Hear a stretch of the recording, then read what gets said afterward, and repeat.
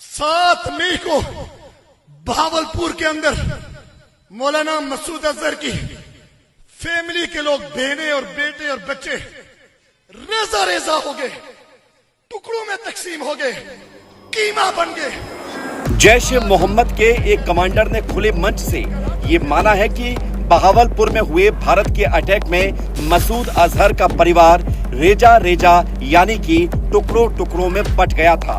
दुनिया भर में ये संदेश पहुंच गया था कि ऑपरेशन सिंदूर में पाकिस्तान को भारी नुकसान उठाना पड़ा था।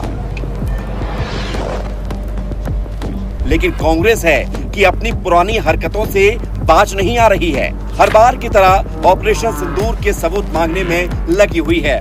राहुल गांधी, जयराम रमेश से लेकर कांग्रेस के तमाम नेताओं ने ऑपरेशन सिंदूर के सबूत मांगकर न सिर्फ देश की सेना का अपमान करने का काम किया, बल्कि पाकिस्तान के सुर में सुर मिलाते हुए उसके प्रोपेगेंडा को फैलाने का भी काम किया। इतना ही नहीं, राहुल गांधी का बार बार ये मांग करना कि भारत ये बताए कि उसके कितने विमान गिरे, ये कहीं ना कहीं पाकिस्तान की भाषा बोलने जैसा था। ऑपरेशन सिंदूर में मुंह की खाने के बाद पाकिस्तान भी अपनी हार मानने को तैयार नहीं था और पाकिस्तान के झूठ को सबसे मजबूत सहारा राहुल गांधी के बयानों से मिल रहा था। जब पूरा देश भारतीय सेना की गौरव गाथा गा रहा था, राहुल गांधी लगातार पाकिस्तान की भाषा बोल रहे थे।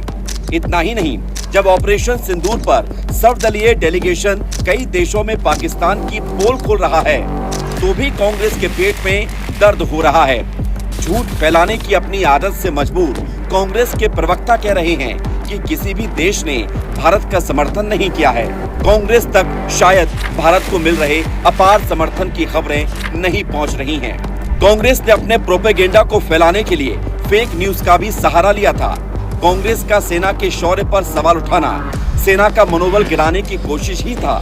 दुनिया में भारत को कमजोर दिखाने की चाल थी। कांग्रेसी नेता तो पहलगाम में हुए आतंकी हमले में पाकिस्तान का हाथ मानने से भी इनकार कर रहे थे।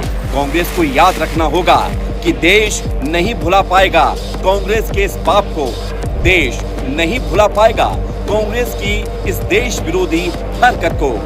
देश नहीं भुला पाएगा कांग्रेस के पाकिस्तान प्रेम को।